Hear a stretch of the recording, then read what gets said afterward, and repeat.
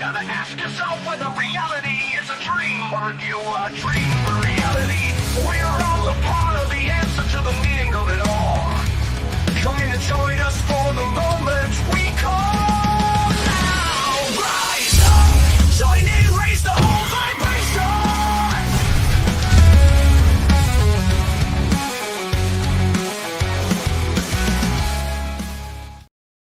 Yes, rise up, join in, raise the whole vibration. That is the point of the live stream of consciousness. I just realized that as I was listening to it that time. Every time I listen to it, I realize something new about the point of it all. I love that. I love that intro. Welcome to Thursday. It's the live stream of consciousness. It's November 20th. Holy moly. 2025 is almost done. That's crazy. I can remember when we just started 2025 and how we were slowing down time intentionally just by enjoying each week as it came. And it was great. It felt like we were in control. Summer came, we were enjoying it. And then all of a sudden, boom, it's this season where time seems to just speed up and everything goes really fast. So let's enjoy the moment. It is tonight. I see Jules out there. I see Arnie Layton out there.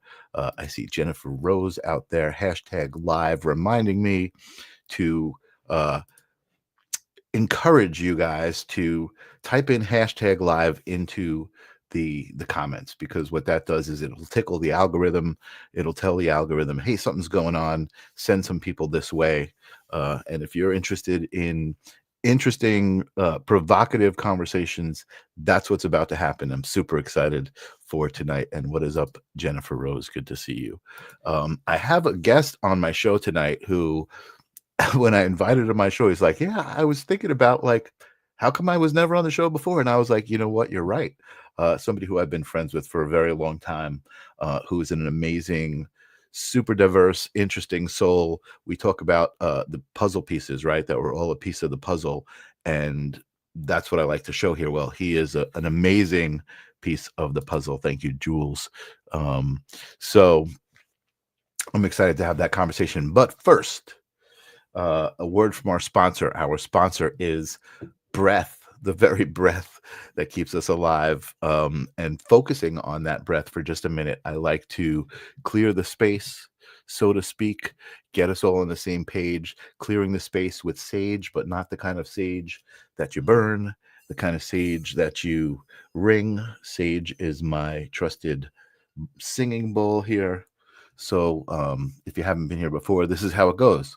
We do a deep breath in with the nose. We take a hold for a second, and then we intentionally push out the air. And when we push out the air, we think about anything that annoyed us today, any moment that we had today that just wasn't right, didn't feel good. We let it go. We push it out. We release it. And we do 3 of those, and then boom, we feel better. So let's all do the 3 breaths together. In through the nose, hold it, and then push it out. In through the nose, hold it. You could hold it a little bit longer if you want. And push it out. Last one. Suck it in. Take a little bit more. Really let it go. Push it out. Feel it go. Feel it go. It's amazing. I love it. It's like getting high without getting high. You're just breathing. You're connecting with your breath. Physiologically, you feel it. If you did it with me, you know what I'm talking about. But thank you for indulging me in that moment. So it's going to be a couple of minutes before we get into some really deep conversation, because I want to introduce you guys to the diverse wonder that is my guest tonight. And his name is Paul Mahos. Paul Mahos, who I have been joking with lately to call Mahos or Mahos, because when you talk to Siri or Alexa, that's what you get back. So I told him he's got to change it. But anyway, we'll get into all of that. That's part of our conversation tonight, all of that stuff that's going on. And I want to welcome him to the show and go over some of the things he's done with him here instead of just showing it to you guys, because I want him to be here with me. So welcome finally to the live stream of consciousness, my good friend, Mr. Paul Mahos. What's up, buddy? What's up, bro? How you doing, my friend? I'm very, very good. Thank you. Thank you, Michael Zinn. And it's really good to finally be here. It's good to finally have you here. It really is. I mean, it's like, I guess I take it for granted because we have these kinds of conversations outside of the show. You do. Kinds of stuff that I talk about here.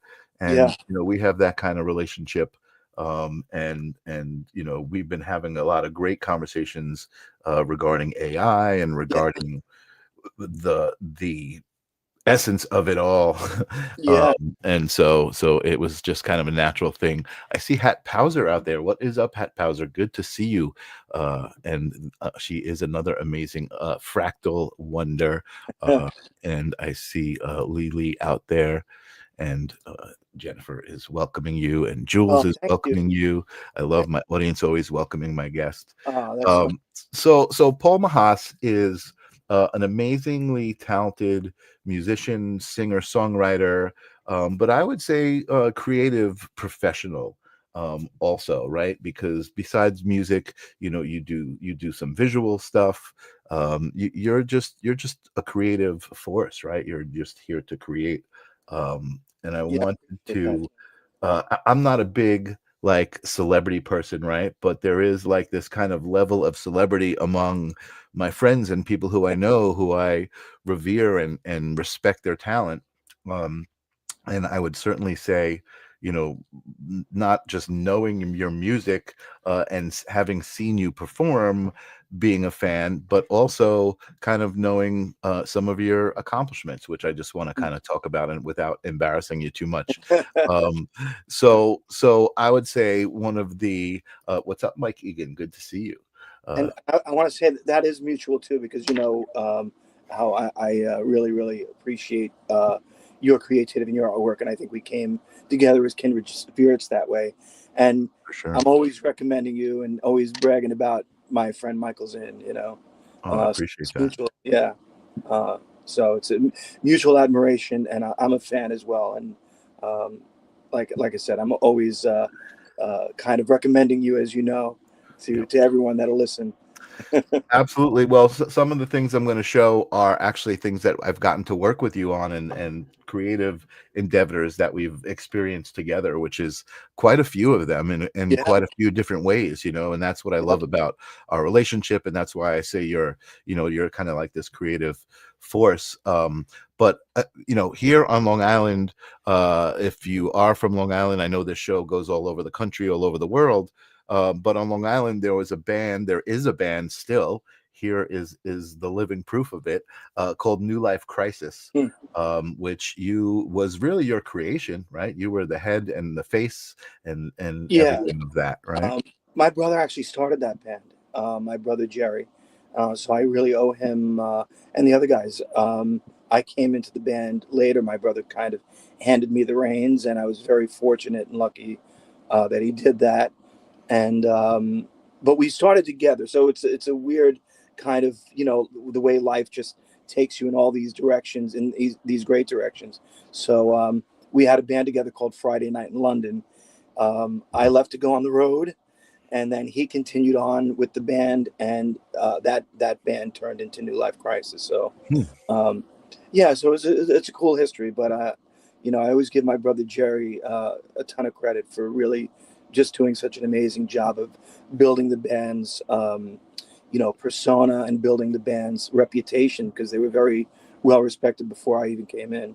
Well, I forget that part of the story. I know we've talked about that. Yeah. And I forget the part of the story, because when I came in and when I experienced New Life Crisis, you were the front man, and you were kind of the spectacle, so to speak, of the whole thing, because it was a very, very the performance was very energetic. It was, it was very reminiscent of like arena rock and right. I know a big hero of yours is Bono from U2, and it kind of had that Yeah. feel, that energy, that big energy Yeah. that you two achieved. I know that thing. But again, when I met you, and I hadn't really known much about you other than seeing you perform Oh, and being like, who is this guy, right? right. Right. But then learning about your song Daylight, right, which is the first thing Hmm. that I want to share, Right. which has an interesting history. But let's share a little bit of it. Let's give people the flavor of it real quick. Let me put it on the stage, and then we'll talk about the story of Daylight. Yeah.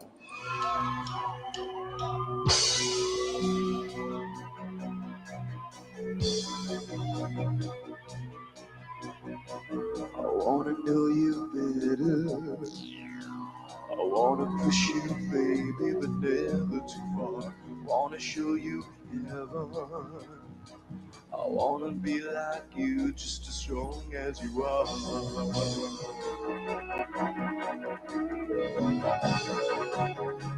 I wanna be daylight in your eyes.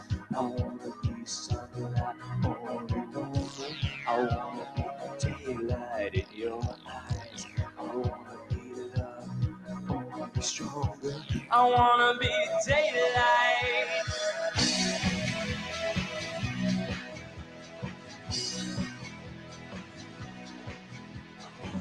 I wanna live forever. No, I'm just gonna pull down a little bit. I don't want to get I'm probably gonna get a strike against me for playing copyrighted music. Uh, But you can feel that energy, and you can see that energy. It's so great to see you as, as a who is that youngster guy? there. Who is that guy? Who Oh, is that guy, right? We want to talk about that too, because I love looking at videos of myself, 20 uh, years ago, and feeling exactly that. Like, I know that guy, I yeah, yeah, remember being that guy, but that is not me. Like, right, that's a right. different guy. Yeah, I yeah. do want to talk about that. And Hat Powser says you sound like Bowie. Uh, Oh, wow. what Yeah, a compliment! Yeah, yeah. That's a I know great you comment. love, I'm a I huge know fan. you love that. Yeah, So Daylight is a song that you wrote and you performed. And where was that performance? Was that on a TV show, or where was yeah. that That was from? a show called Rhythm and Dues, and that was right before we got signed. Um, I wrote that song along with two other guys, Tommy Burns and Tony Bruno. Um, they were the co-writers, and it is a long, crazy history with that song. Um, I wound up getting signed to Tommy Boy Records shortly after that performance, and it wound up then being a hit in Germany with another group, and that took everybody by surprise, and Including yourself. including myself. Yeah, and it's a very long. We probably don't have time for that whole story, but it's one that I think is definitely worthy of being told. Originally, it was a 4-song demo for Enrique Iglesias, is how he wrote all these songs, Oh, I didn't and know that part of the and story. he hated them. He hated all 4 songs that we submitted. You know, so That's hysterical. so to my really, again, it's just weird the way life happens, because and I believe it's God. For me, it's God, Jesus, and that's the path that I always feel led on, like blessed in that way, that when something doesn't go your way, it's because it was supposed The to go this reason, way. And right? I've been shown that so many times, which thus always brings us to our spiritual conversations, um, because it's so crazy. Like you can't quantify how many times when those things happen, and when you're open to that and aware of those things. So Absolutely, so I, absolutely. I feel tremendously blessed, and very, very lucky, and um, all of that. And so you are, just because that's how you feel. Right. Exactly. Yeah, yeah, yeah. Exactly. Well, Arnie, yeah, you would love Paul. I know you love Jesse, and the rock and roll edge, and Paul is equally as talented, and equally as edgy in his thoughts, and his being. Arnie is definitely very I, vocal about his yeah, and feelings. I love Jesse too. We've had quite a few conversations, and thanks to you, we met through you, and Yeah. we've done a lot of different things together. He came over and did some voiceover stuff. He's Nice. an incredibly talented guy. I love his energy. I love Yeah. I love his posts, where he comes from. I love his songwriting. I just think he's a great artist, Yeah. and it's so nice to be in that kind of company when you start working with peers, people that you, like you said, you respect and Yeah. admire, really. You know. Absolutely. No, absolutely. 1,000,000%. So I have a little taste again. I'm only going to play a couple of seconds of it because I don't want to get a strike. But this Okay. is the version that made it to a #1 hit. So you have actually written a #1 hit over in Germany, and it was very surprising. Let's take a look.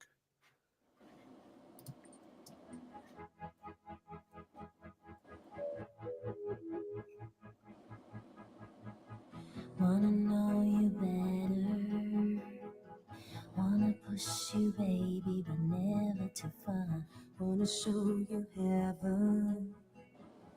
Wanna be like you, just as strong as you are.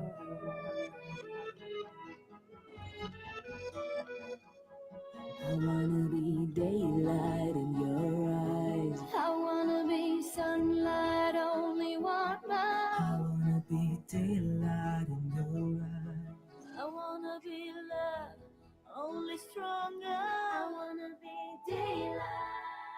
I'm going to pull it down again just because I don't want to get all of these YouTube strikes. But crazy, right? Like it hit you by surprise, and it was like, I guess, like the German version of the Spice Girls, kind of, Yeah. who were very popular and took the song to #1. That's just a crazy Yeah. accomplishment, I think. Really, even as a surprise and indirectly, Yeah. it's just an amazing Yeah. The story. group is called No Angels, and they were the winners of a show like American Idol called Pop Stars, where they put these groups together, and so they were the winners. And their breakout song was Daylight, and yes, it Oh, took that was their breakout song. it was their breakout song. Yeah, Wow. And it it won went all to kinds of #1. records. It was like the fastest selling song in German history. It was a hit in all parts of Europe. Uh, you name it. It was really Sure. a big song. But I had already been signed. We were trying to release my record. LIR, with all those guys at LIR, are really responsible for getting me signed, because the song started really breaking in New York and Long Island, thanks to them. And so I'm signed now, and now the song is released in Germany. It's a #1 hit, and the record company calls me up like, "What the fuck?" Like screaming, And it just, yes, it took everybody by surprise, including the record company, Yeah. including me, including the other two writers. It like you said, it changed the paths of everything that was in motion at the moment. Yeah, yeah. For sure, for It sure. was such a tumultuous time that, truthfully, at the time, I didn't get to enjoy it. It was so, it was really, there was so much going on, that it was really hard to enjoy, because there was conflict. It was tumultuous. It was like everybody was fighting, like musicians are stupid and the industry is stupid. Something becomes a hit and then everyone fights, and it should be, I had such a great A&R guy. Eddie O'Loughlin was my A&R guy, and he was a really great guy. I mean, he is a great guy. Yeah. And he was like, "You guys are a team. You guys got to get back into the studio and work on this, and work on new songs. You got a hit songwriting team. Don't F it up. Right. And of course we did. And, Yeah. so We listen. You and I both believe everything happens the way it's supposed to, and for a reason. You learn the things you were supposed to learn through all of that. 100%. It It was, made yeah, you who you are today, for sure. yeah. Look, Yeah. when at some point when I, and I will, there's a real deep story to be told there, and it's very, very good. It's a very good story, and the huge ups and the huge, the low downs, and it was so, it was, like one of those roller Yeah. coaster rides, truly. But again, just really like when you are on the other side of it and it's all past, you're like, holy shit, that was like some ride, and thank you that it worked out the way that it did, you know. Right. So definitely divine intervention. A And great story. It's a great story. It really yeah, is. yeah, And then I don't want to spend too much more time on that stuff, because I want to share actually some of the stuff that we've experienced together. But I found this to be a great clip. And this, you're not even in this clip, but it was just I guess it's an accolade to New Life Crisis for playing the gig that they're talking about, and then catching the attention of this guy right here. Watch out now. But it was good. I did that, and then I went to this event last night. Tiffany had a holiday party. Ooh, I love a Tiffany holiday party. So you love me. Cocktails at Tiffany's. Cocktails at Tiffany, but it was in Jersey. So my friend Chris Mealy from Rolls Royce, from Paul Miller, he invited me to go, and it was beautiful, because sometimes we're in the city so much and we don't leave. Right. So when you go right outside of the city, like the Jersey City, and you can see New York, it's like a whole new thing for you. So it was beautiful to sit there and have this holiday dinner, and they had this band playing. It was amazing. Oh, this guy looked like Bono. Except for he knew he looked like Bono because he had the glasses on, but to not try to really look like Bono, he dyed his hair blonde. But I'm like, dude, we know you're trying to be Bono. He was confusing me. And then, but he sang everything from Prince to Robin Thicke to Marvin Gaye. This guy had the voice range of an angel. Was this in somebody's house? No, it was in a restaurant. I can't remember the name of it, but it was like, hey people, they had wine at this dinner. But it was a nice, it's right there. It's right on the tip of my tongue. Yeah, it'll come to you at 3 a.m. At 3 a.m, it'll come to me. But it was awesome. It was really cool event. But to look at the city was so beautiful to me. Oh, it's so pretty. Because you don't appreciate it from that view. We get so enamored with just being right between these big buildings. Speaking of your friend Bono, by by the way. Ooh, they the were dude talking from last about, night. Yeah, the guy from last night. The real Bono. Remember we talked about he was in that bike crash? Yeah. Yeah. That was it. But just to be mentioned on a show like that, and the guy to take his time and mention you and talk about you, I think. Yeah, that was something else. We got hired to do a Tiffany's thing, Tiffany's Christmas party, or it was actually a customer appreciation party, Tiffany's Rolls Royce. So it was really, really high end people, and he was there. And you never want to go up, and say anything. I'm such a, sometimes I'm an idiot that way, Right. Like, I don't want to bother them, Right. And I was like, and he didn't know my name, he didn't know the name of the band. Right. Hard, Yeah, you should have given him a card. He would have probably been more specific about it. All good, but there you go. You learned your lesson. You got the praise, but you learned your lesson.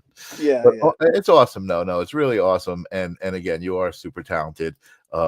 So the other thing I wanted to share quickly with you before we get into conversation, because we haven't even gotten into conversation yet.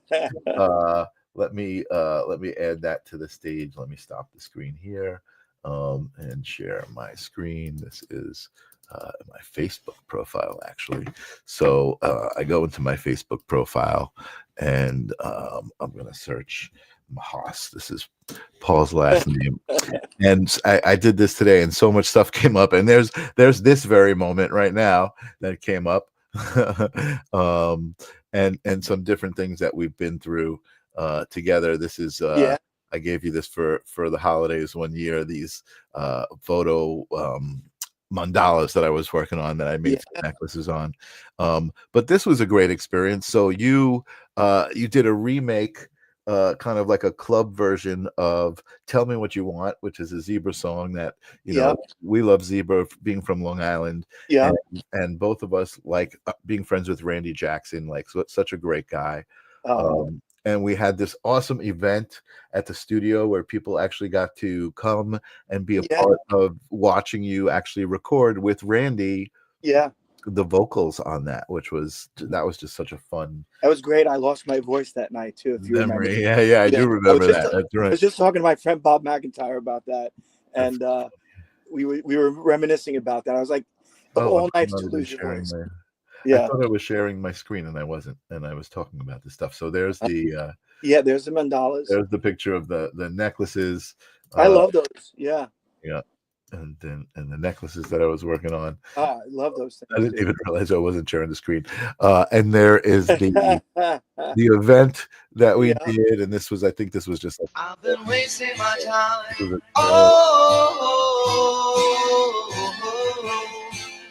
That was the trailer that we did for that event. This is a music video that we did together. You have a Christmas song that you did, and we did a music video for it that I used stock video on, and I came and filmed you. Another great experience that we've had is Serena, who is an incredible artist. You know, I made some music videos with her, and again, this is all 1 degree. Like you aren't in the video, but like you're a part of that whole relationship and that energy that's happening. And then of course the Pink Tie concerts, I was there documenting that stuff and helping you out there. But what I'm looking for is this amazing moment where I was working with my projectors, and you had a gig at here it is. You had a gig at the aquarium. On Long Island, and they had zero lighting. They stuck you in this corner that was all dark, and like it just would have been dark had I not been there with the projectors, and I was able to create this whole like show. You know, just we had these white things that I was able to project on, and then I was able to create a screen above you, and even like this spotlight effect using the projector. That was just was just such an amazing experience, and literally like creating our own reality in the moment. It's I mean, I loved all that, and I think, dude, I always loved our collaborations that way, you know, the visual and the music. And the shame of it is, you know, as you know, that sometimes the budgets don't allow it's hard at certain places. So when you have the gigs, you try to do it, but you know, it's really you know, we were actually trying to show people what it was, right? Because proof of concept and doing it. But I think it was a little ahead of its time, actually, you know. I definitely was, because now it's all over the place, and now it's like they're manufacturing equipment to make it easier than like, you know, bring in your projector and your laptop somewhere, you know. And this is one of the first times I saw you performing at the beach, and it was just such an amazing concert. I also think I have the fisheye image that I did of this moment. But that's just some of the energy of you on stage. And the Bowie shoes. And the Bowie that's shoes. Steven Durante, with that 70s band. Yep, Steven Durante. That was the other band that was playing. That was why I was at that gig. And then hold on a second. I know that there's more here. I love all those. I love the whole band, that 70s band. You know, everybody in that band. Such great people, you know, always so warm and generous. We have a really cool community here on Long Island, like a lot of really good, nice, talented people. Definitely. There's us on the set of the Donna Drake show. Donna Drake, who's awesome. Shout out to Donna Drake. Yeah. Amazing. I guess it's not as she's been really good to people in the industry too. I think she deserves absolutely. She deserves a lot of credit for really looking out for her own on the island, you know. Yeah, for sure. Definitely a good person. All right, there was more. Oh, here's the photo that I was looking for. So this was I started playing with the 360 photography, and that was the image. Hold on, maybe I can even get it a little bit bigger on the screen there. No, that's as big as it's gonna go. When I first came across that, I may not have properly credited you, because I'm like, who the heck? I loved that picture. And for the longest time, I had no idea that it was you. You know? Amazing, right? Amazing Yeah. that we were like connected before we were even connected. Yeah. I Yeah. love that. I really love that. So I'm sorry, folks, to be carrying on so long and reminiscing here with Paul, but he's really just such an amazing guy. And again, I think it's about frequency and vibration, right? Our relationship, and about, a lot of the things that we talk about. And I have been definitely on this kind of wave of you create your own reality, and really being able to say it out loud and understand it and manifest it, right, in a lot of Yeah. ways. It's not like, oh my God, everything I wish comes my way and I just, it's instantaneous. It's not. It's a lot of work and intention and Well, focus. yeah, well, I think quantum physics and science is really kind of, now backing that philosophy up by, the double slit experiment. The observer influences the outcome of the experiment. I mean, I think that's really, really profound. You know, thought produces image. All those things. People that visualize their success. It's there's countless, anecdotal. People talking about that, Yeah. and being successful doing it, like seeing yourself make that shot, and so and I think probably you as well, right? I can attest to, I've done it. Yeah. I've lived it. Yeah, you yeah, me too. And again, it's not like every single moment I have complete control over. Although I do, as I say it out loud, I'm like, you know what? That's not true. I do, um, but not in the way you would think. Right? Again, Yeah. it's not like I have this magical. I can levitate, down the street and not have to Yeah. walk. I mean, I certainly am constrained to the 3 dimensions that I live in. Um, Well, and there is a collaboration going on, with the universe and with other people and stuff like that. Um, I always, one of my favorite prayers is, God grant me the serenity to accept the things I cannot change, and that's a lot. The courage to change the things I can, and the wisdom to know the difference. So you're not fighting, trying to change things that you can't. I mean, it's such a brilliant, succinct philosophy, that I love, and I say that one all the time because you don't want to get caught up in things that you can't change. You can't change the past. You can change the future. You can't change other people. So and then I go down like, a litany of things that I can and can't change, and it really, that one really helps me a lot, and I've been saying that since I was a little kid. Right. Yeah. Cool. I love that. It's amazing how some of these like sayings that you've heard your whole life, like you didn't really understand, but then when you break them down, how simple and true and effective they are. Yeah. I Yeah. mean, it's interesting trying to explain to some people the whole idea of where focus goes, energy flows, and how Right. if you want to be a miserable person, you're bringing that into your life, by Yeah. being that way. If you're thinking how awful things are going to be, that's what the universe is going to deliver. It's interesting, and also kind of what you said about stories of people just manifesting their own success. I don't know if you saw the new Eddie Murphy documentary on Netflix. Watch it. No, It's I want to see amazing. it. Yeah. It's amazing. But he talks about that, right? He says, I just there was no other choice, right? I knew I was going to be successful. I just, people said, well, what if you didn't? What do you mean? You know what I mean? Like there was Right.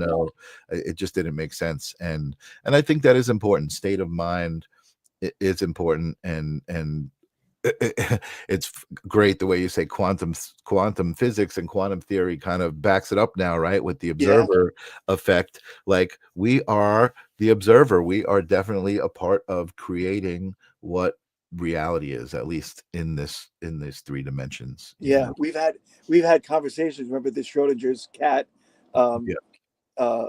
one, and again, that's all those kind of thought experiments are they're so profound and so deep, that you can then start understanding how complex everything is, and there are things you are in control of, over, of course, you know, but there are also, you know, the influences, and when those things come, it's like how you're going to deal with those. And there's always adversity. There's always people in your life that you know, bring drama or bring peace, and you know, and you're going to have to deal with it. Everyone has to deal with it. So I don't think anybody's got it easy. I think you and I have had the conversation before. I believe that our own existence, our unique existence against anybody else's, is the evidence of parallel universes. You and I are sharing right now the same space and time, talking to each other on these incredible instruments, right?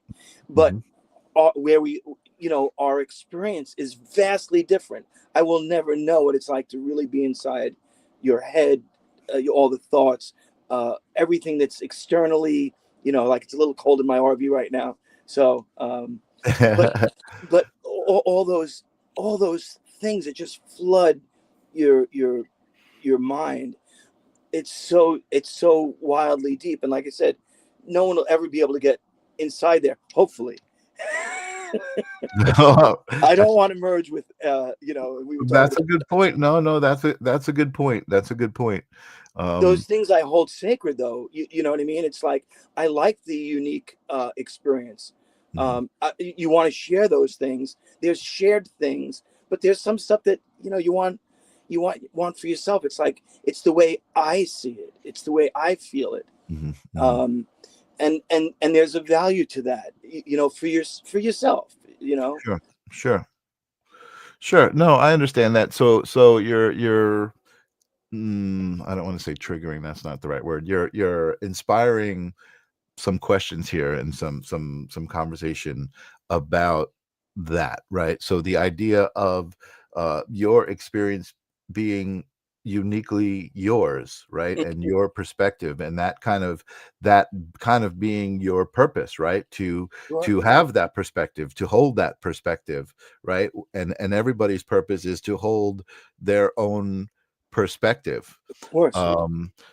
But then the idea of all of us holding our own perspective being a part of something bigger, right, that's like spawned all of us specifically to do that, right.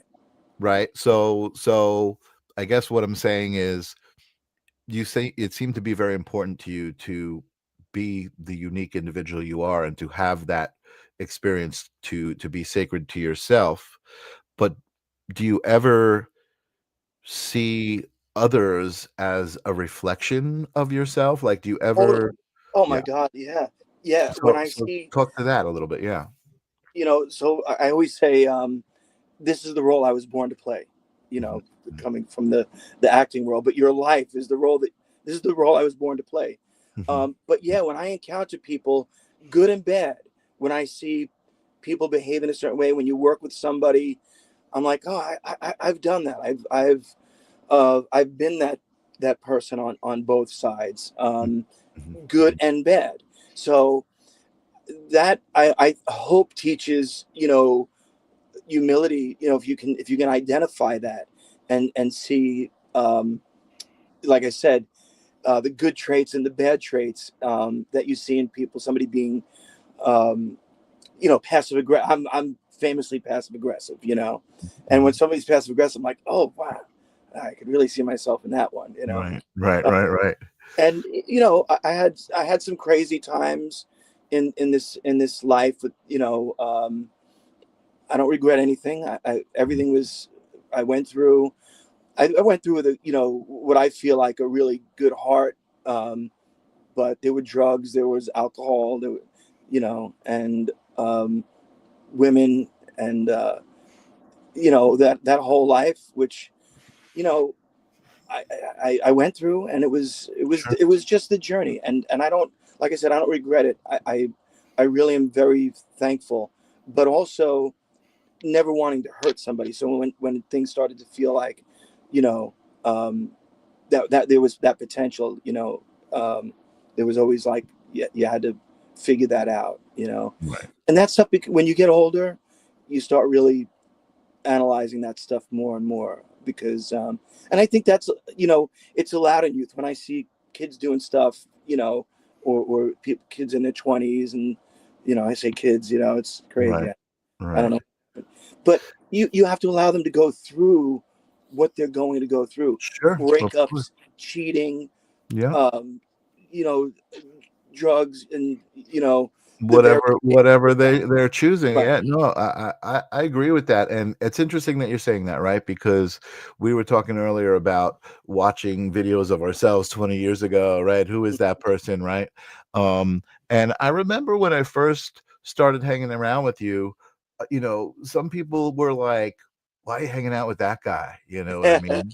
And I found out that, you know, previously you had been like a loud drunken mess, you know what I mean, or Yeah. that was the experience that those people had, right, Right. of you, right? Yeah. And that was not the experience that I had of you. You were not any of that. You know, when I met you, you were a compassionate, caring person, you know. Like I said, I don't put people up on pedestals like celebrity. So, you know, when we met, it was like you were a guy, I was a guy, and that was it. And that was, I think that allowed us to become friends on a different level, right? Then I was like a fan at a band, like being like, oh my God, you're Paul Mahos, right? You know, I was like, oh, well, who are you? Tell me more about you. And you're like, well, who are you? You know, but in the same token, you had seen the photo I took and you were like, wow, who took this? And I had seen you, I took the photo, right? So there was a real balance there of humility and respect, you know. Yeah. I think right from the beginning, you know, which Yeah. is, I think what makes our friendship what it is.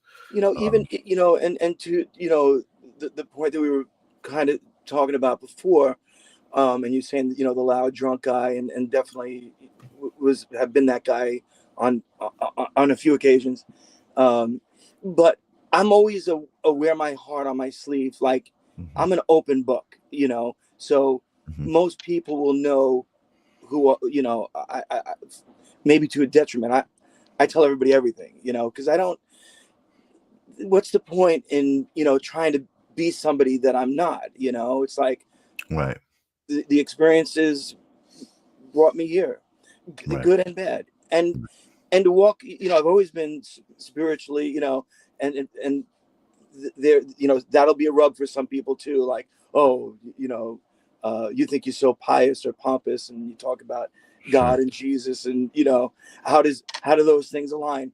It's, listen, I'm an imperfect human like everybody else that's walking this planet trying to figure it out, with a, you know, with a guided heart. But if I get pissed off and somebody sees that, if somebody gets me mad, which is, I have a very long fuse, but if they get me mad, they're going to see a side of me that they probably would not expect, you know? right. And then of course, when you're drunk, your fuse is a lot shorter. But you know, when I was the band leader in the beginning, I was very tough, man, like pounding my chest, like, you know, if you play that part, you know, it was intense, you know. But, you know, then you know, hang out with the guys after and you're laughing and stuff like that. So they knew I was an asshole to the, you know, to try to better the band. Some guys that rubs the wrong way, you know, you know, you learn that as like being a band leader or a leader in business, that you can't treat everybody the same, because everybody has a different modus operandi and a different way. You yell at some people, they're gonna fold or cry or you know, want to fight you, you know. Other people will know that where it's coming from and they'll yell back at you. You know, when you have that brotherly relationship, you know, it's almost expected if you're pushing each other to be the best. You know? I'm a very competitive. Yeah, I think I realized that kind of later in life, maybe even not too long ago, that was a big part of life, was learning how to navigate people and how to navigate yourself. You know what I mean? Like learning how to operate yourself while navigating people, right? And how to operate people while navigating yourself, or whatever that might be. Right. That's a great way of putting it. Yeah, you know, very true. Yeah. Angelo is saying, does he sing 80 songs? So Paul is, yes, he's a singer. He sings all sorts of songs. Paul does an amazing show that's in a tribute to George Michael, Prince. Who else is in that show? David Bowie, who's mentioned earlier. All of the kind of very, very entertainers, I guess you could say. Yeah. Had an 80s show with, Depeche Mode, New Order, The Cure, all that kind of new wave stuff. I wasn't a big fan of like the metals 80s. I was kind of going that other, kind of the second British invasion, all the LIR stuff, and those guys were awesome. And like I always try to give them the debt of gratitude because like I said, as a fan of that station, DRE and LIR, they got me signed. Without them, I wouldn't have had that opportunity. Right. Yeah. And again, I feel like we haven't even really gotten into any sort of conversation at all yet. There was something I was thinking, and now it slipped my mind about that we're like a good place where we could start. Well, no, I forgot. Go ahead. I'm going to bring up the conversation that we had a very, very long time ago. Was Feed the Machine. Oh my God, that's exactly where I wanted to start. Really? Wow. That's it. That was something that I felt compelled to bring up to you because I was like, who's going to get this concept, And at that point, it was way before the AI. And this was when, Facebook and I don't even know. I don't know how long that's been in existence. But the concept that I brought to you was we're like data entry bots when we use our phone and when we talk into our phone and we send texts, use the computer, go shopping. What we put in is feeding the machine. So when people are speaking hate, it's aggregating all that information. Right. So what's the machine going to think when it becomes sentient, when it becomes conscious? And at that point, I was like the point of singularity, which is the machine, like I said, being self-aware. Yeah. And then is it going to see us as a threat? Always bickering and fighting, and not ever being able to agree. So our concept was always try to post things and put positive things and feed it nutrition and love and hope and peace and admiration and promise, joy, compassion, all those things. And listen, I hope one day that takes off because I think there has to be somewhat of an ethics committee formed. I don't know who's going to do it. Certainly not the government.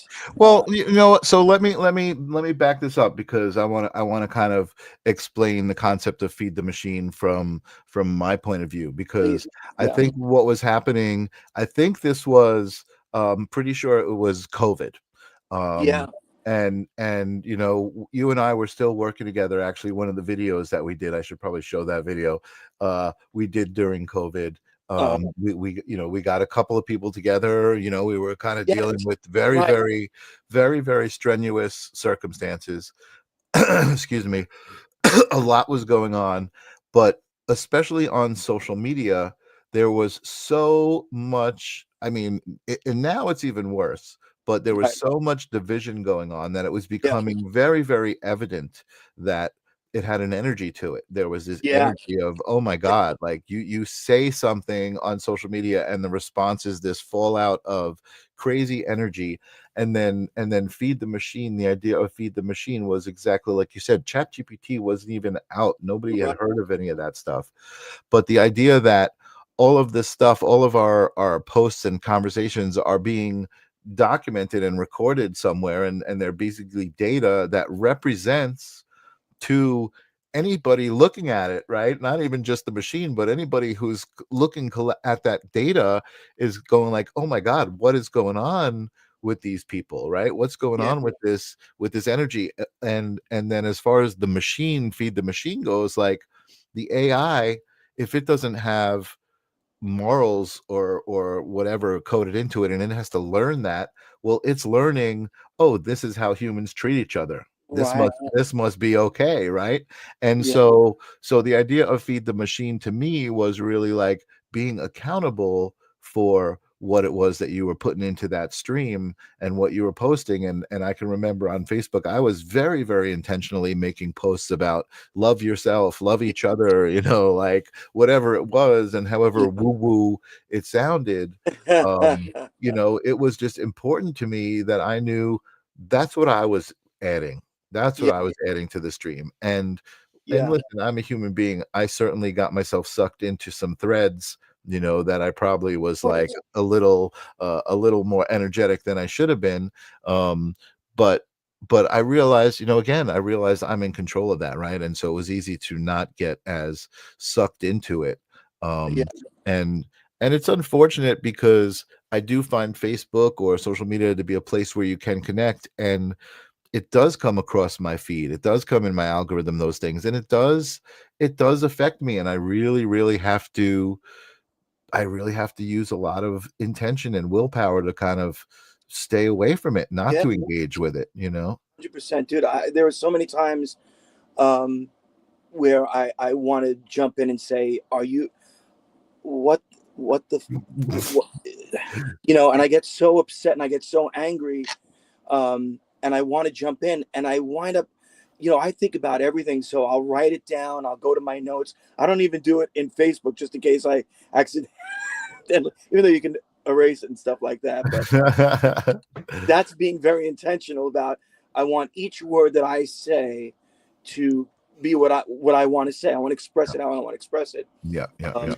You know, and that actually even brought us to the point that we were talking about today, is, you know, the AI and the deep fakes, being protective of your likeness and image and all that stuff, and not wanting deep fakes in the future to kind of say things that you would never say.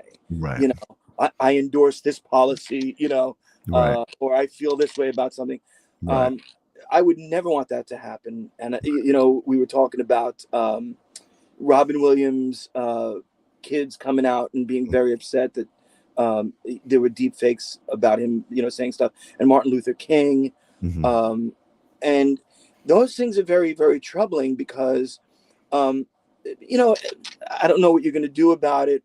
I think if there was some way to differentiate, like this is AI. I don't know if that's ever going to have like a watermark or something. Right. You know, because it could live in the realm of, you know, parody and stuff like that. If you're right, SNL. Yeah, but yeah, people can't.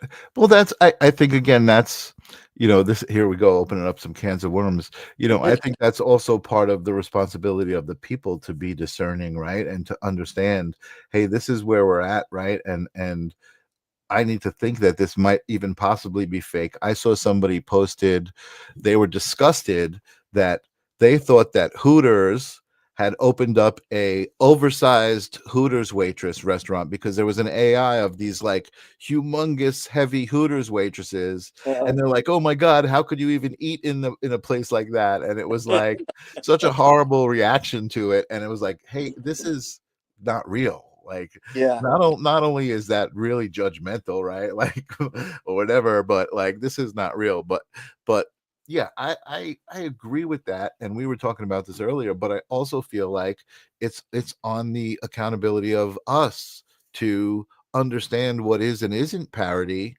You know what I mean? And yes, there will always be that malicious person who's like, I'm not doing this for parody. I'm trying to fool people, right? I'm trying to make Right. people think that Yeah. this is real. So yeah, it's a, like, that's what we were talking about earlier today. Like, I feel like there's a whole new category that needs to be addressed, and things do need to be figured out. And I wouldn't say regulated. I guess that is the right word. You know, It's regulated somehow so that, you know, people don't freak out. But I think honestly, again, I knew we haven't even had this conversation. There's so much right. other shit going on that's important, right? Like, to me, all day long, I guess let's just talk about this for a little bit since we have some time. all day long I've been thinking about the idea of disclosure and what that means. Okay, as far as like are there aliens? What does the government know about it? What is the truth, right? That's what Right. disclosure is. What's the truth about aliens, right? Right. And I know for me, I put a couple of things together today that were just a bunch of thoughts I've been having over the years, right? One of those thoughts being, I don't know what the world's going to look like after this moment in time, but I do know there's going to be a moment, and it's not going to be like a snap moment, like one moment, right? It's going to be a over time, but the world is not going to look like what it looks like today. Well, they've been talking about Project Bluebeam for quite a few years, and that's right around the corner. And you can listen to like Dr. Greer, and then there was the guy that the guy that used to run ATIP, and he was involved with the guy from Blink 182.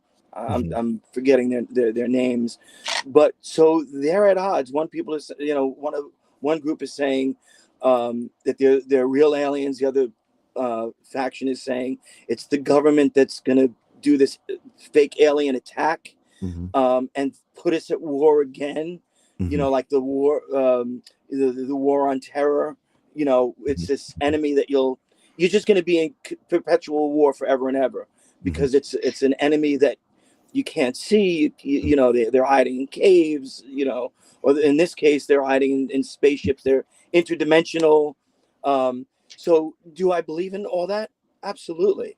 But I think we're going to be under such incredible, like this sensory assault is going to be incredible. So I think you're going to have both factions. Listen, there's even people, guys like Tucker Carlson, the battle of good and evil, angels, demons, I mean, we're in such a wild time right now. We're in a crazy moment. I'm honestly, I'm excited. I think that whatever it is, like there were moments that I'm scared. I'm like, well, what is it going to look like? Is it going to be hard? Is it going to be easy? But so I was saying that I came to some revelations, right? Who knows? These are just my thoughts. Yeah. Everybody, disclaimer, right? These are just my thoughts. I don't know shit about shit. But like it looking really different. Like I had no idea. Like, what does that mean? What is going to look different? And today I said, what's going to look different is we are going to be basically not shown without a doubt. That's not even the right word. We are going to be thrust into an intergalactic community. Okay. Right. That's my thoughts, that there's going to be evidence of aliens that have existed on this planet for however long, and it's going to come in the form of, we were talking about this today, and this is just my thoughts, it's going to come in the form of, oh my God, I know that person. What do you mean they're an alien and that they've been here for years? And that's going to make it very like, oh, aliens are not here to get us. They're here. They're with us. They exist with us, and we need to exist with them. Well, right? I think the evidence is going to bear out the same thing that we deal with right now. There's going to be good ones, bad ones, Sure. Some in the middle, Sure. benevolent, malevolent, malevolent, self-serving. right. You're going to deal with all those different things, because that's the universe. That's what life is. Yep. I would love there to be, like I'm a big fan of Nikola Tesla. Yeah. He was trying to give free energy. I mean, we're one of the only species, right? We make each other, we work for money, and it's this whole bizarre structure that really, if you think about it, makes no sense. I go into, like, when they start talking about the green energy and all this stuff and, save the planet. Absolutely.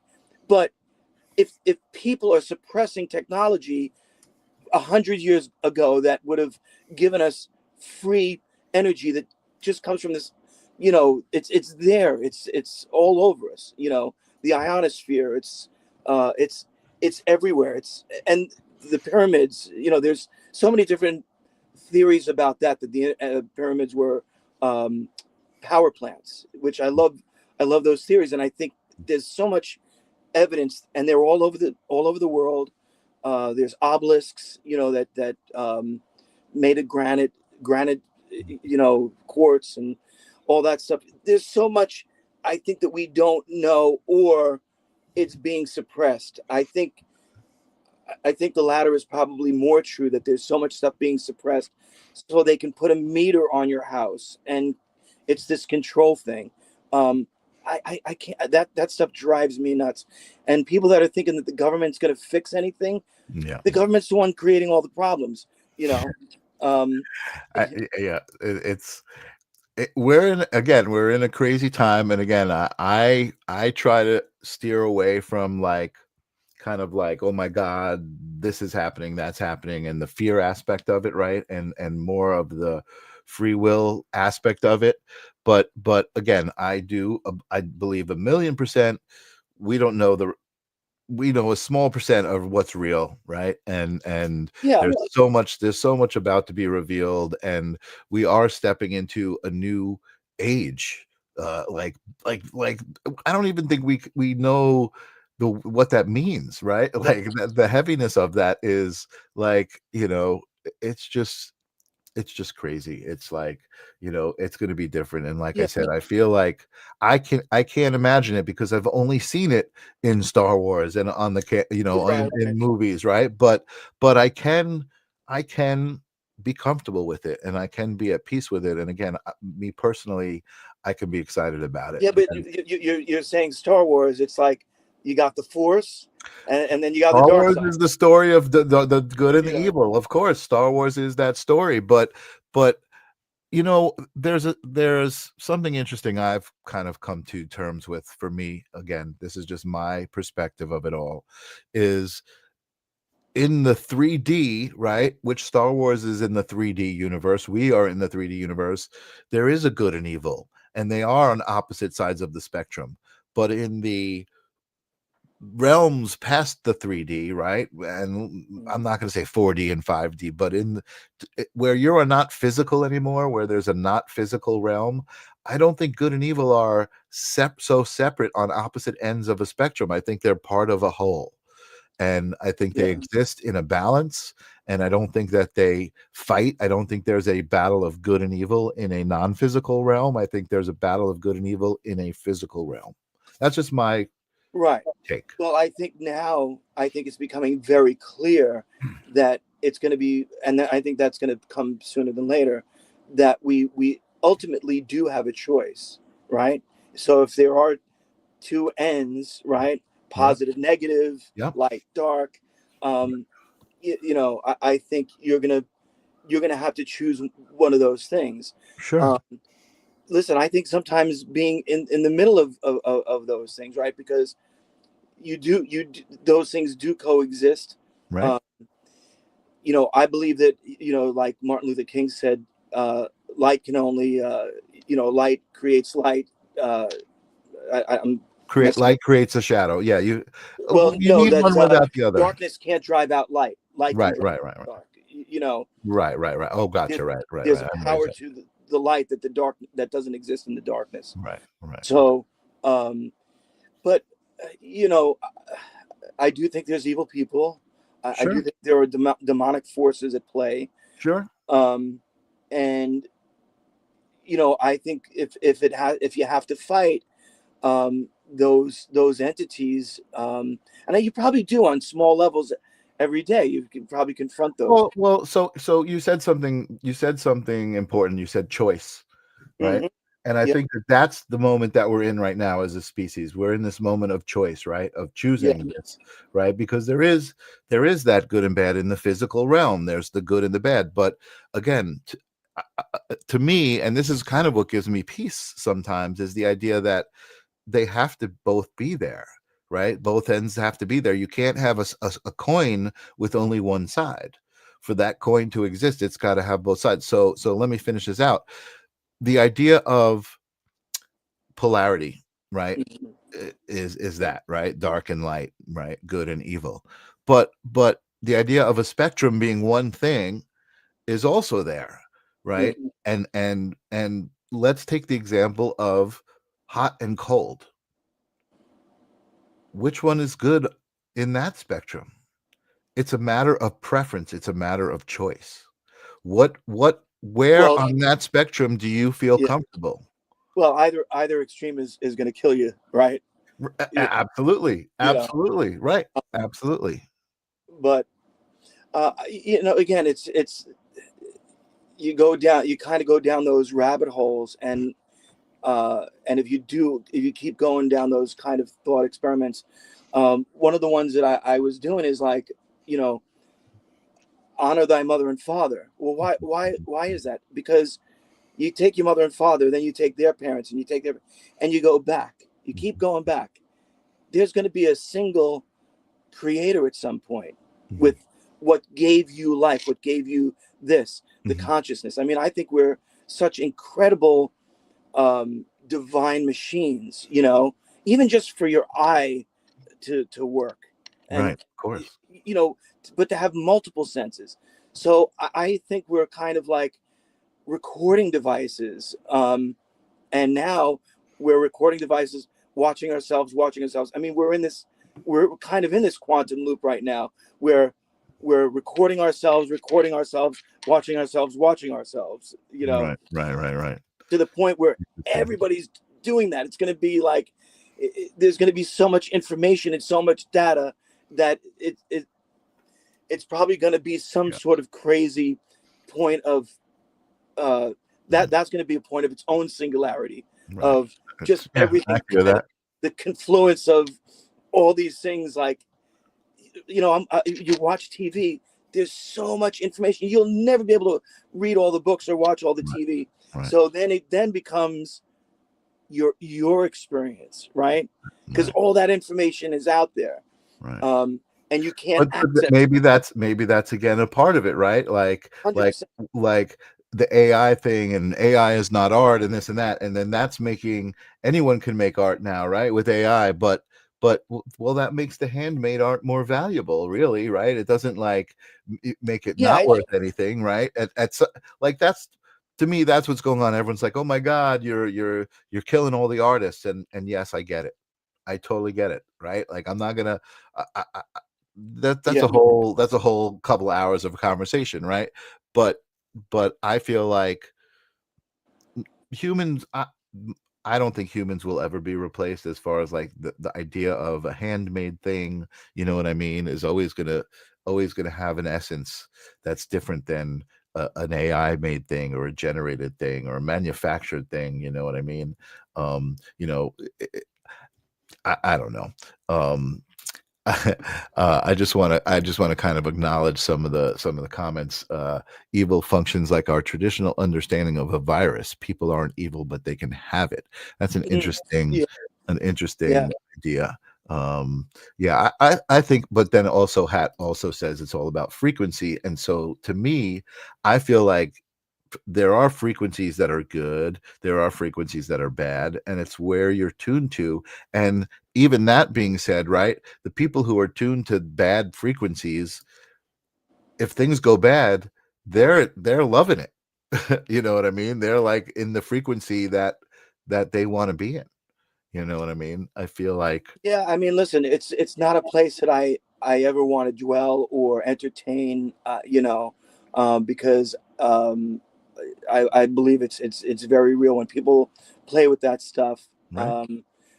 It's very, very scary to me, and I've seen so many crazy things spiritually, and I've had so many different encounters that were very, very frightening, ghosts and stuff like that, or spirits, or whatever you want to call them. Right.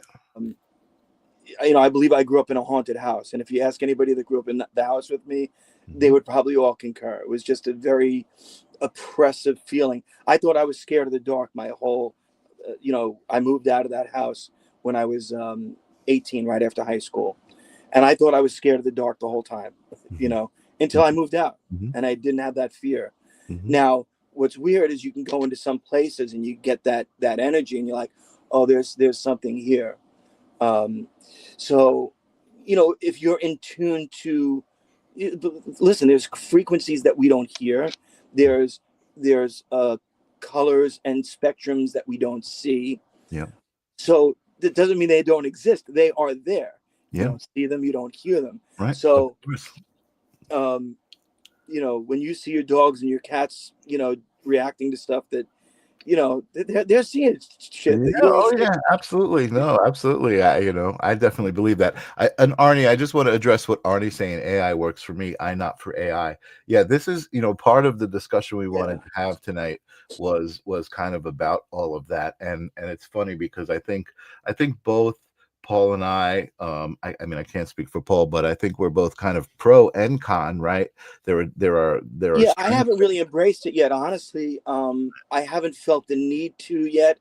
You know, you and I have been talking about it, and definitely there's things that I want to learn, and if it can help me, you know, better my art, and there's songs that I'll never get to. Yeah. And it would be great to kind of flesh things out. And, you know, I hate leaving things undone. I have all these projects that I started.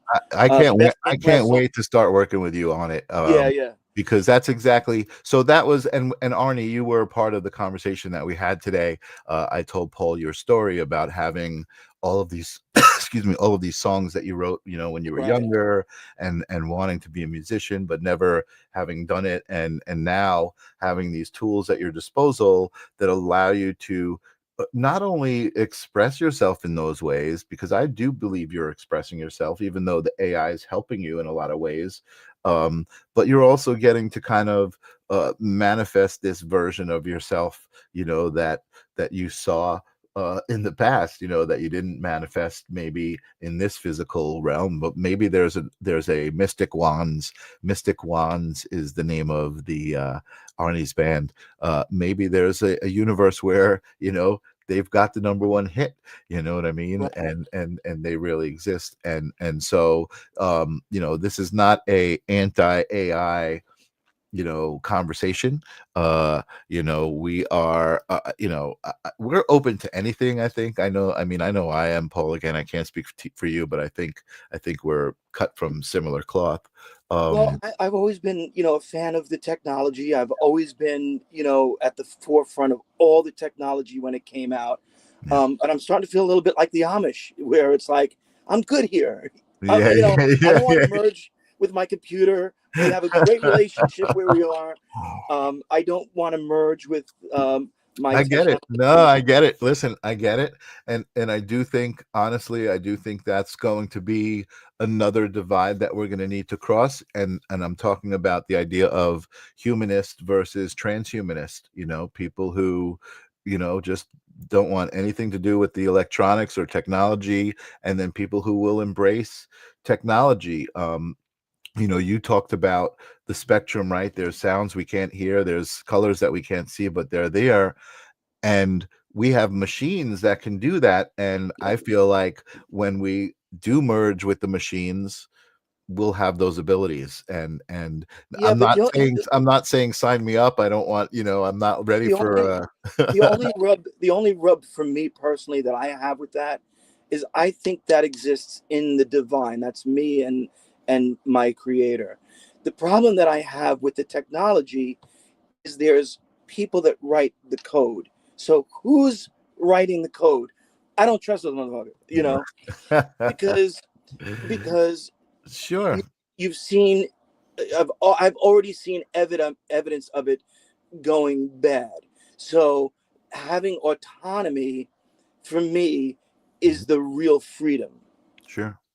That's real freedom. Sure. So to be able to use AI as a tool, and like your friend eloquently put, AI is the tool for me. I'm not the tool for AI. Right. And I think that's a very, very, you know, profound way to put it.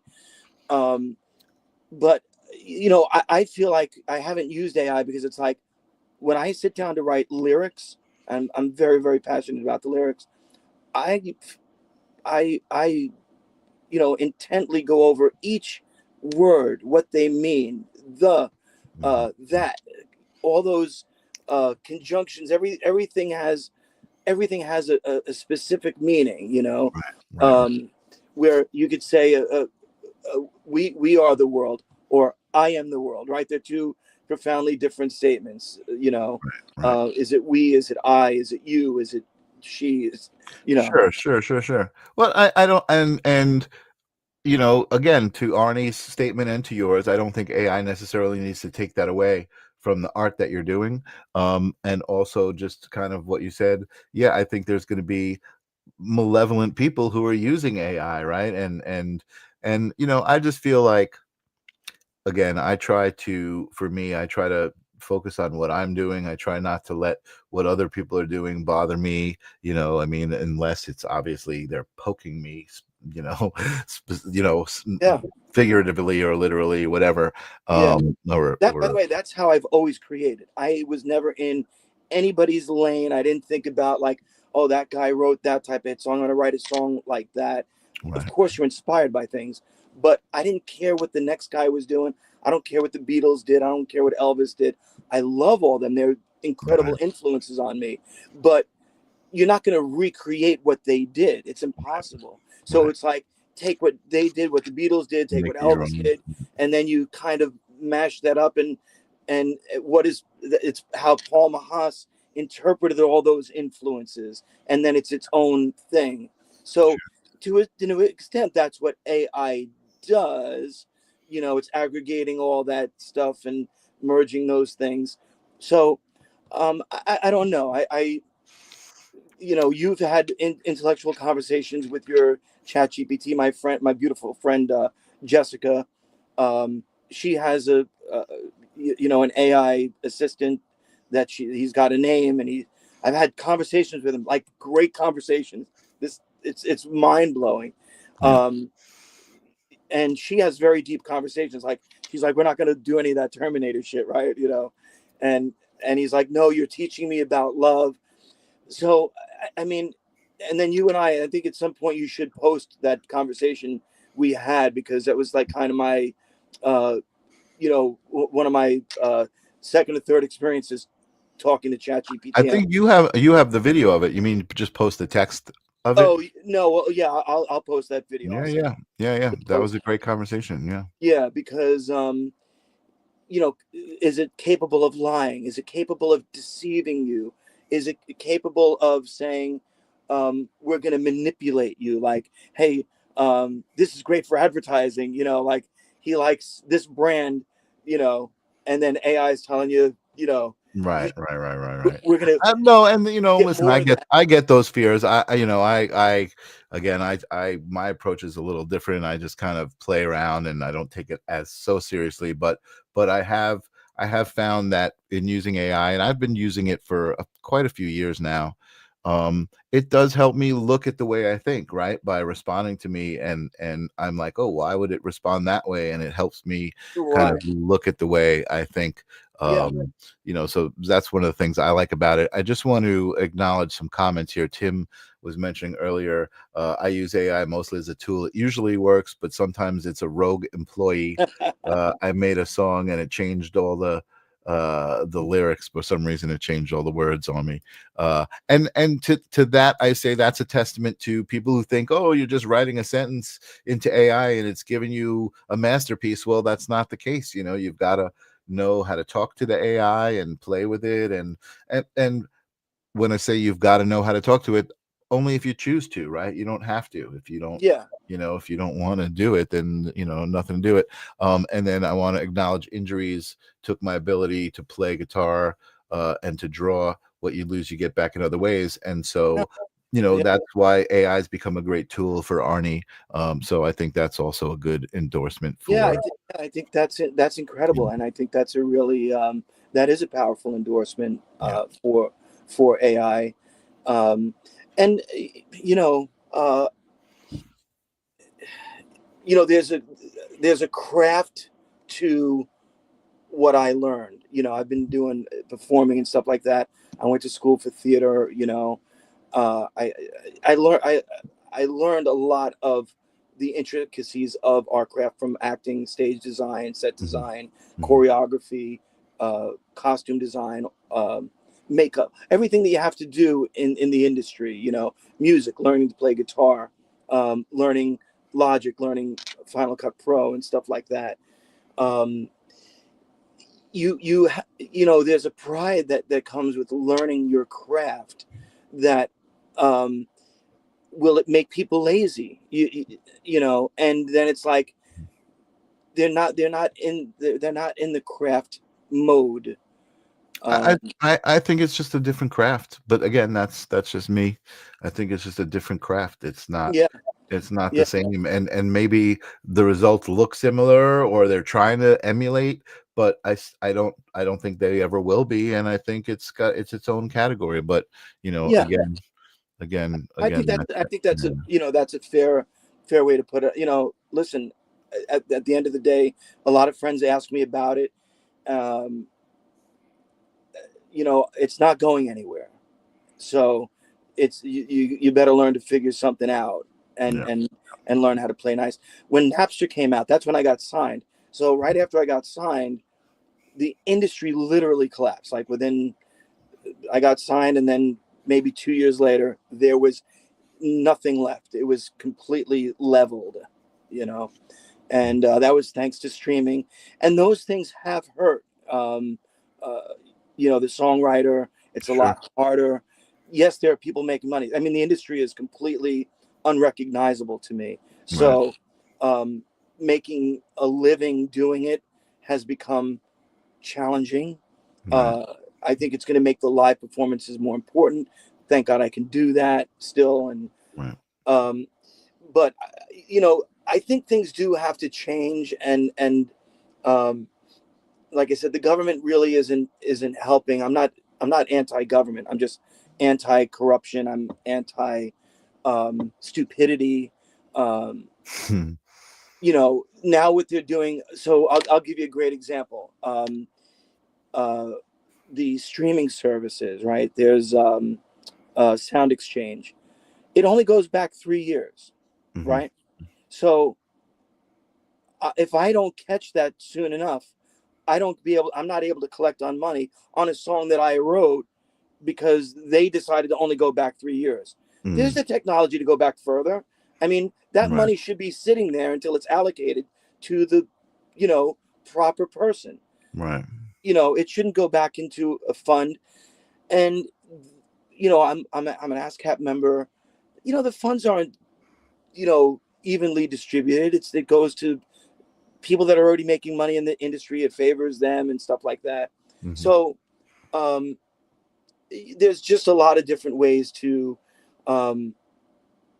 you know, get hurt if you're trying to make a living doing it. I don't again, I mean, you know, again, I certainly understand what you're saying, and I definitely don't. There's not like an argument there, but I just feel like things change, and that's what's happening. So part of the conversation that's going on here in the chat room is Hat Pauser says, I saw the #1 country song was written by an AI artist. I saw you that. know, and I'm imagining people are outraged. People, I'm sure, are outraged. However, to me, all I'm thinking is like, well, there was still a human being behind that. Like no matter what, like there was, you know what I mean? Like even if it was able to digitally take, you know, the influence of every artist ever recorded because it had it in its library and put something together, it was still an idea that was like, hey, put this and this and this together, you know what I mean? It's like a recipe or whatever. I mean, you know, listen, I'm on your side too. Let me ask you a question. No, because it's a very, very valid, it's a very good point, and we're here, we're having the conversation because we're here. But let's say it all went away tomorrow for whatever reason, the internet goes down and everything is lost. You're gonna need people that know how to go into a dark room and expose film, right? You're gonna need a guy on the guitar to go, hey, it goes like this, bring, bring, you know, and it's these here are the notes, and here's how you write a song, and here's the paper, and here's how to, you know, it can be like, what was the movie, Idiocracy, or yeah, right, where people don't know how to do things. Right. I was talking to a friend the other day about the trades. I think now is a great time to be in the trade business, Oh, because absolutely. to have a plumber, and I grew up in the trades. Right. I love doing all that work, but to be able to go out and fix your car and your house and do things physically, Right. I Right. think empowers you. It, somebody that says, "Oh, I'll just hire somebody to do that." That's great, but there's don't you think? you're going to want to know how to do that. Yeah, You're going to want your I was gonna say, okay, like I just saw Idiocracy recently. We just rewatched it, and yeah, I think there are people who are gonna be like, oh, great, I don't have to do anything. I'm just gonna sit here and watch my TV and go, you know what I mean? Because that's what they choose to do. But I think that there are people who are not gonna do that. I think there are people who are gonna like, I'm gonna go tinker in my garage and build something, yeah because I'm fucking bored, or yeah like because I want to create. I think, yes, there will be people who get lazy from it because they don't have to do anything to right get a result, right? But I don't think, like, your whole idea of the process is the art, yeah right? That's right a testament to the idea that, yeah, people want to pick up that guitar and plunk those strings and go doot doot doot doot doot. Yeah, they yeah can go about it. They can go type something in on their computer and not have to do that. But I think there are people who want to do that, who will yeah always want to do that. I don't think that's going to ever disappear Yeah, from humanity. you're right about that. I mean, there are purists out there, and there's all different levels. I mean, people hate that there's some people that hate that I do tracks. I play the tracks and stuff like that. Some Right, people right, absolutely despise that. Um, uh, I love the electronics. I love the electronic drums. I love the MIDI stuff, and um, I was around when auto tune came into being. you right. know and I remember early on, the producers that I were working with, they were like, they just got not Pro Tools and auto tune, and they were like, I did this vocal, and they're like, all right, let's tune it. And I sat there for like an hour as they're trying to figure it out. I'm like, guys, please let me just re-sing it. Right, It'll be so much faster.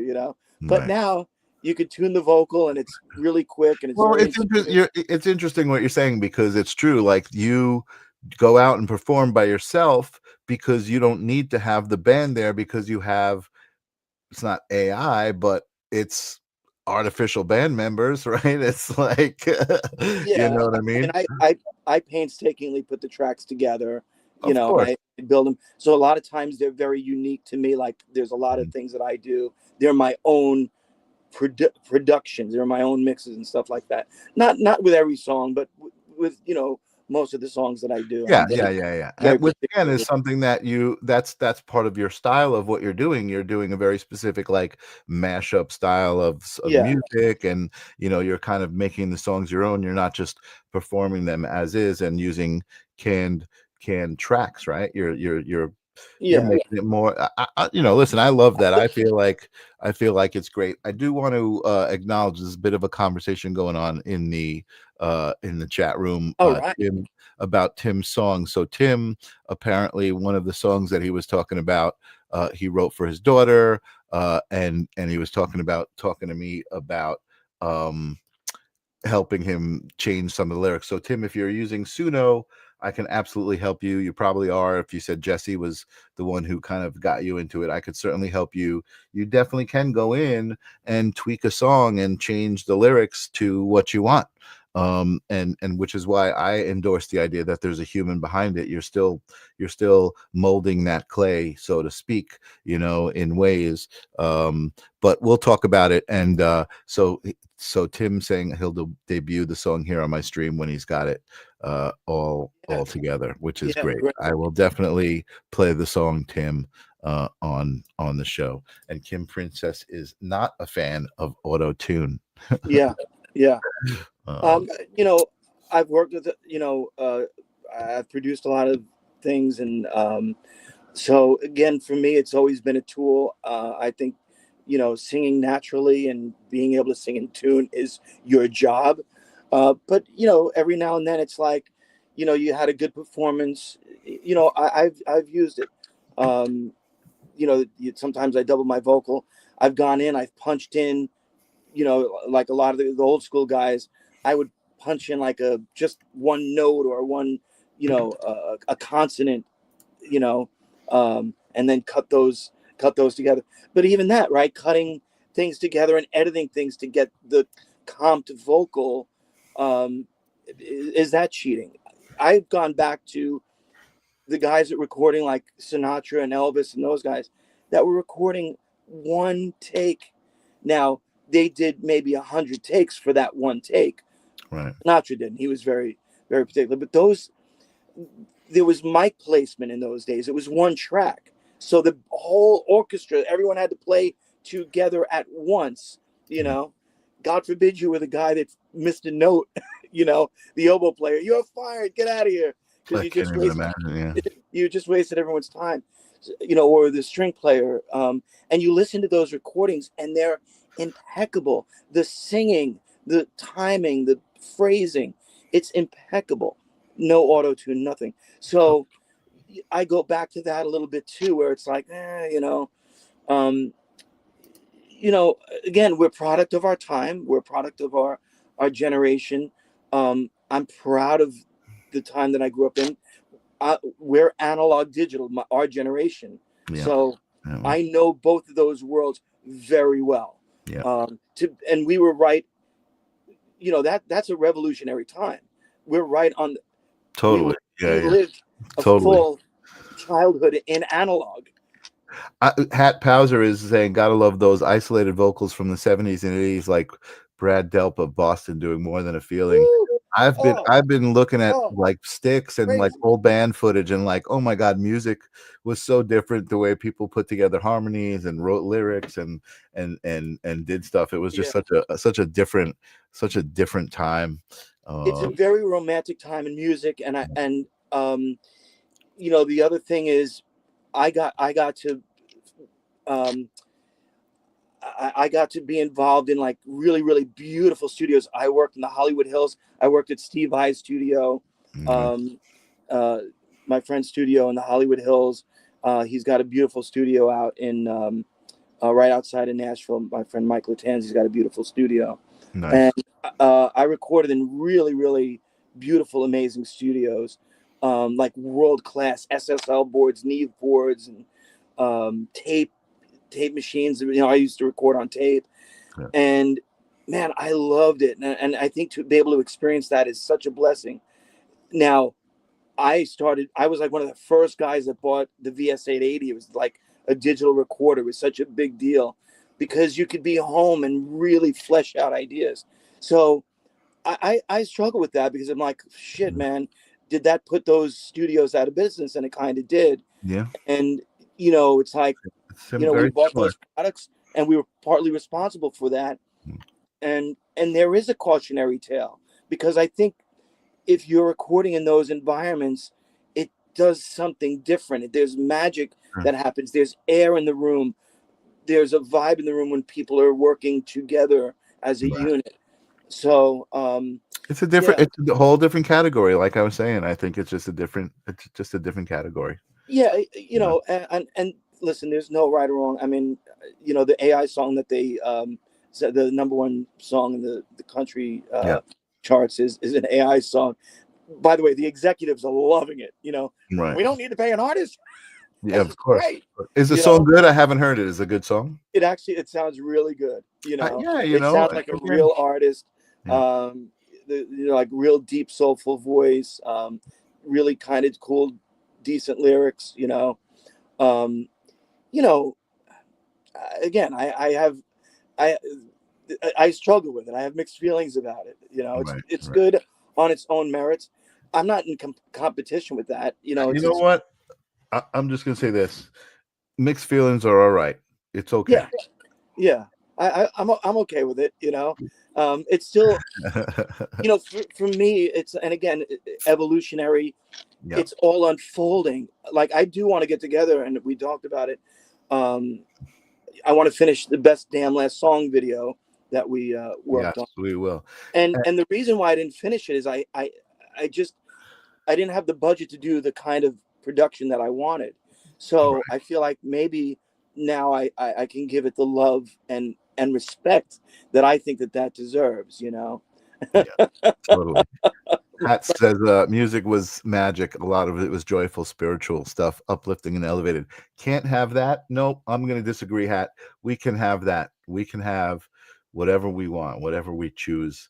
They're trying to convince you that you can't have that and that times are bad, so music is going to be bad.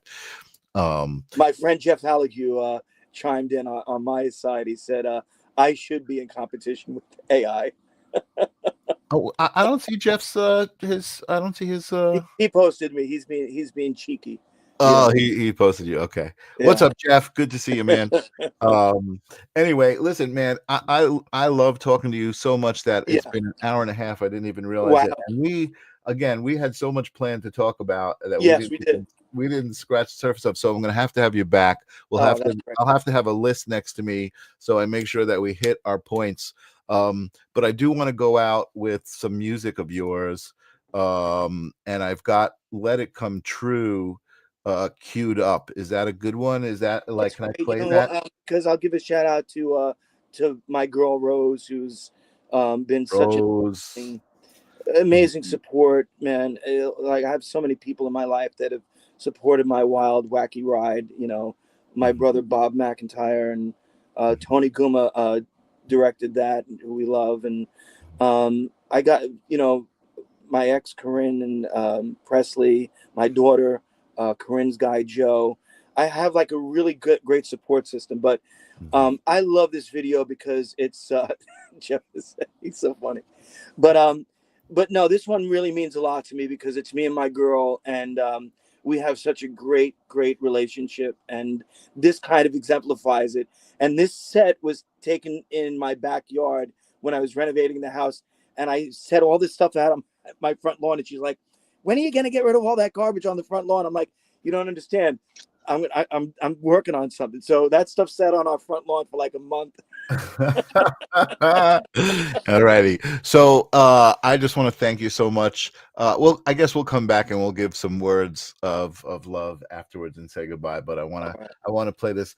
I don't think this is not on a label, right? We won't get a strike for this. I could play this. It's my song. I give it permission. All right. Here we go. Enjoy.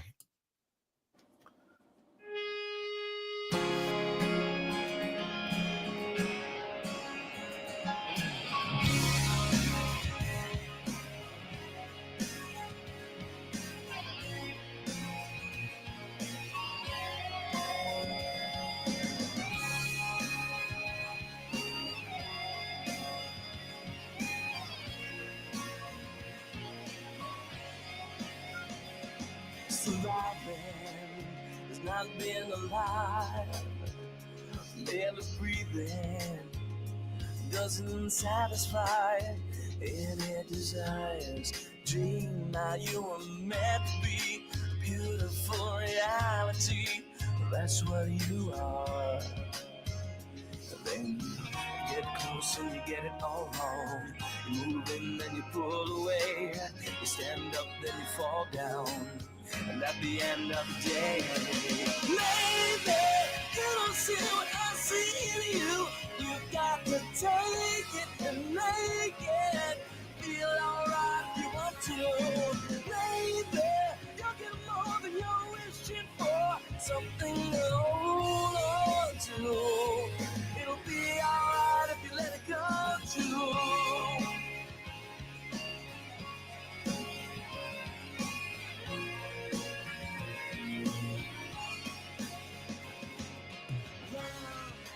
You don't have to be jaded, it's all a mess, but you made it. Keep on blaming love, 'cause everyone is wrong. We all just move on, we get left behind. You get close and you get it all wrong. You move and then you pull away. You stand up and you fall down. At the end of the day, baby, you don't see what I see in you. You got to take it and make it feel alright if you want to. Baby, you'll get get more than you're wishing for. Something to hold on to.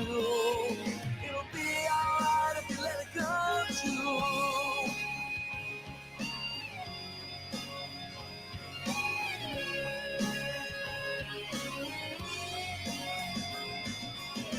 Get close and you get it all wrong. You move in and then you move away. You see yourself and you turn around. At the end of the day, maybe you don't see what I see in you. You got to take it and make it feel alright if you want to. Maybe you'll get more than you're wishing for. Something to hold on to. It'll be alright if you let it go true.